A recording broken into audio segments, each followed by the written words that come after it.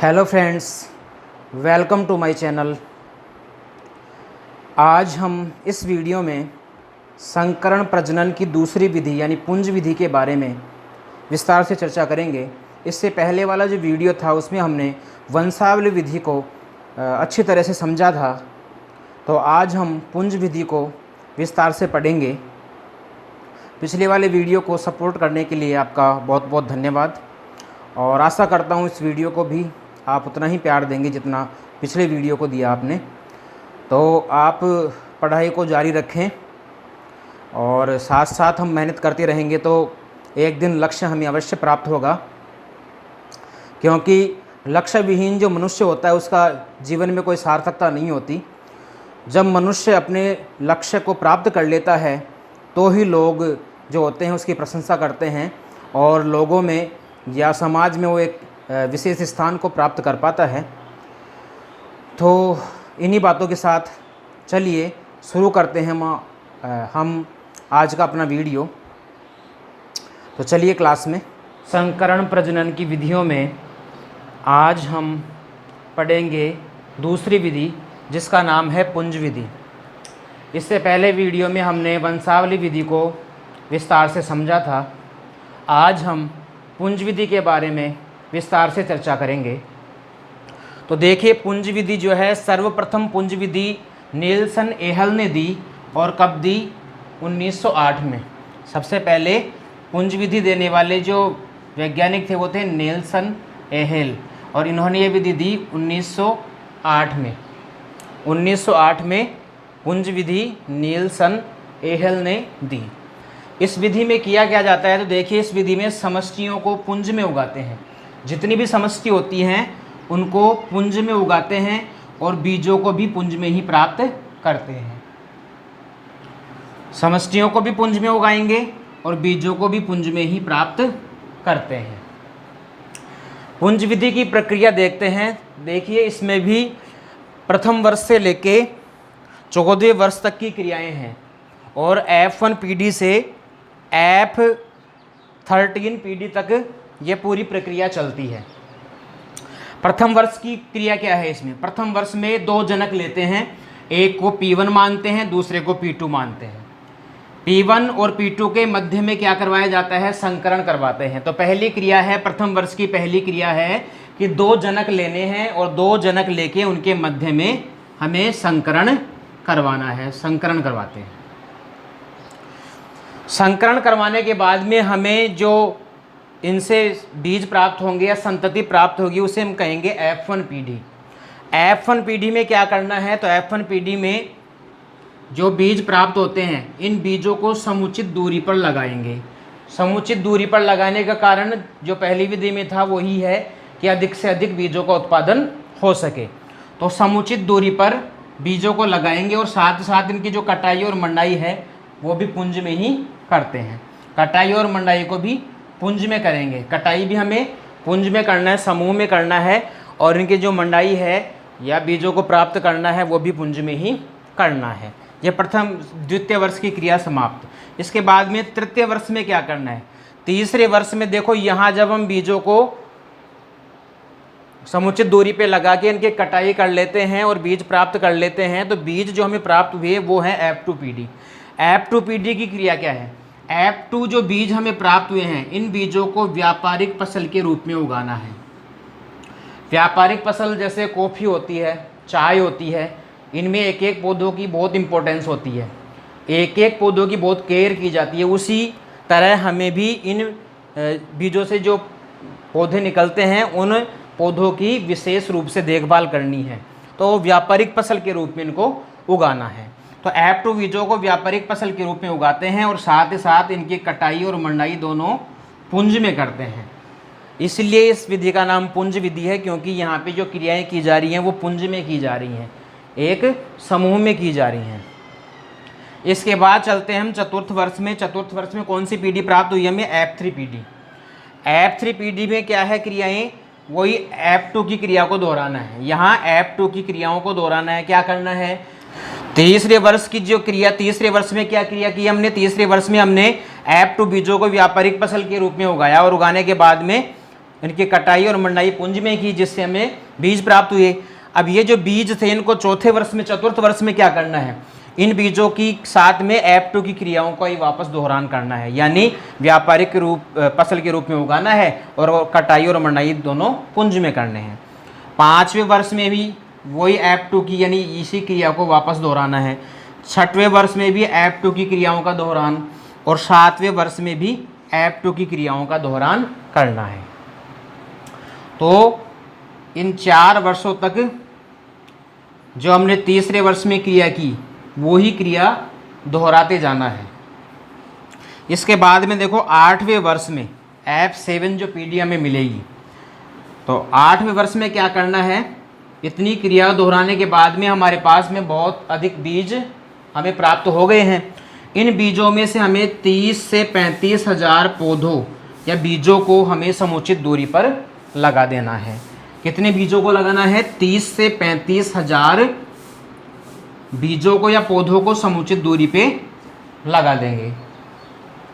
समुचित दूरी पे लगाने के बाद में जब पौधे बड़े हो जाएंगे तो इनमें से उन्नत लक्षण प्रारूप वाले, अच्छे लक्षण प्रारूप वाले 500 से 5000, मिनिमम 500 और अधिकतम 5000 पौधों का हम क्या करेंगे, चयन करेंगे। और पौधों का चयन करने के बाद में जब इनसे बीज हमें मिलेंगे तो उनको हम अलग अलग इकट्ठा करेंगे।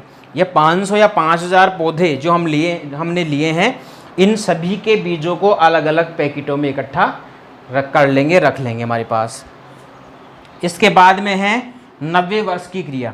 90 वर्ष में क्या करना है, जो हमने अलग अलग पैकेट्स में बीज रखे थे वो 500 से 5000 पौधों के, उन बीजों की एकल पादप संतति उगानी है।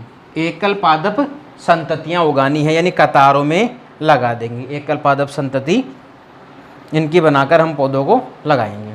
तो 500 से 5000 जो पौधे थे, जिन बीजों को हमने अलग अलग इकट्ठा किया था, उन बीजों की यहाँ एकल पादप संतति उगाएंगे। और याद रखें, एकल पादप संतति शब्द जब भी आता है तो ऐसे कतारों का डायग्राम हमें ड्रॉ करना है। इसके बाद में दूसरी क्रिया इसी वर्ष की, 90 वर्ष की दूसरी क्रिया क्या है कि जब संतति, एकल पादप संतति कतारों में उगाए गए जो पौधे हैं वो परिपक्व हो जाएंगे तो इनमें से उत्कृष्ट का चयन करना है। जो सबसे अच्छे लक्षण वाले पौधे हैं उनका चयन करना है और इनके जो बीज हमें मिलेंगे उनको अलग अलग इकट्ठा करना है। 10वें वर्ष की क्रिया F9 पीडी में समन्वित उपज परीक्षण करवाएंगे। जो बीज हमने उत्कृष्ट संतति का चयन करके जो बीज हमने अलग अलग इकट्ठा कर लिया, उस चयनित संततियों का प्रारंभिक उपज परीक्षण कराएंगे, यानी पहला उपज परीक्षण।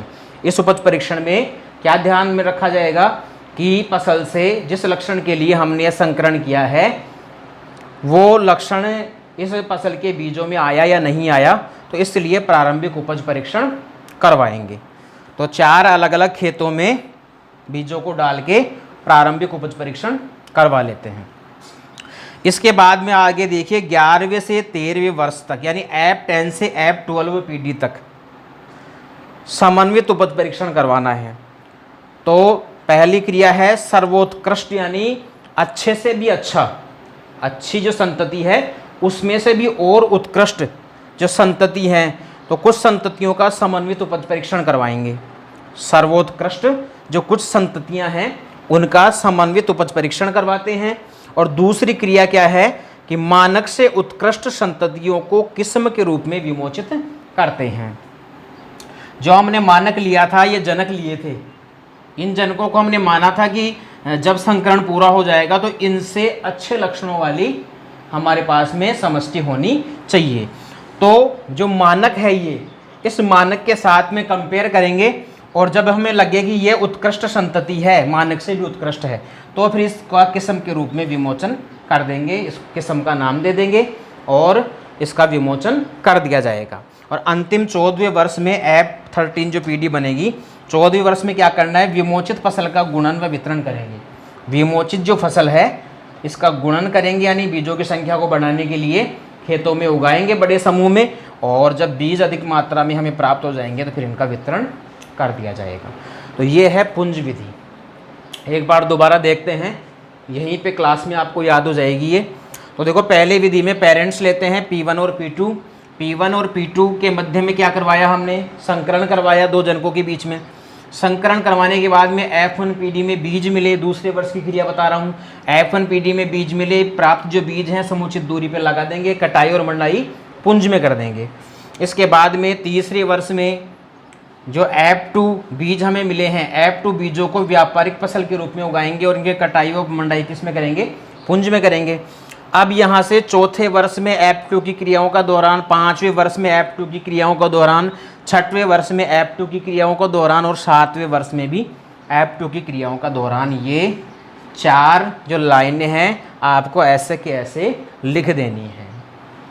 इसके बाद में 8वें वर्ष में क्या है, 8वें वर्ष में जो F7PD मिली, इस 8वें वर्ष में 30 से 35 हज़ार पौधों को समुचित दूरी पे उगाएंगे और अच्छे लक्षणों वाले 500 से 5000 पौधों का चयन करके बीजों को अलग अलग इकट्ठा कर लेंगे। इसके बाद में 90वें वर्ष में क्या करना है, जो अलग अलग बीज हमने इकट्ठे किए थे इनकी एकल पादप संततियाँ उगा देंगे। उगाने के बाद में इन एकल पादप संततियों में से जो उत्कृष्ट संततियाँ उनका चयन करके बीजों को अलग अलग इकट्ठा कर लेंगे। इसके बाद में 10वें वर्ष में उपज परीक्षण करवाएंगे, चयनित संततियों का प्रारंभिक उपज परीक्षण। इन पहला उपज परीक्षण यहाँ होगा, पहला उपज परीक्षण 10वें वर्ष में। और इसके बाद में 11वें से 11 से 13 यानी F10 से F12 जो PD है उसमें क्या करना है, समन्वित उपज परीक्षण करना है। और किसका करना है, सर्वोत्कृष्ट जो चयनित संततियाँ हैं उनका समन्वित उपज परीक्षण करेंगे और मानक से उत्कृष्ट जब संततियाँ में मिल जाएगी तो उसको किस्म के रूप में विमोचित कर देंगे और अंतिम 14वें वर्ष में जो विमोचित फसल है उसकी संख्या बढ़ाएंगे और जब बीज अधिक मात्रा में प्राप्त हो जाएंगे तो किसानों को वितरण कर दिया जाएगा। तो ये थी पुंज विधि की प्रक्रिया। इससे पहले हमने वंशावली विधि पढ़ ली है और नेक्स्ट वीडियो में हम संकरण प्रजनन की जो और विधियां हैं उन दोनों विधियों की चर्चा करेंगे।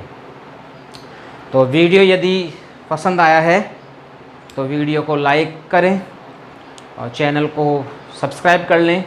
चैनल के पास में जो बेल आइकन है उसको प्रेस करें और अपने दोस्तों में अधिक से अधिक शेयर करें ताकि उनको भी इस वीडियो का लाभ मिल सके। मिलते हैं ऐसे ही एक और नए वीडियो में, तब तक के लिए जय हिंद, वंदे मातरम।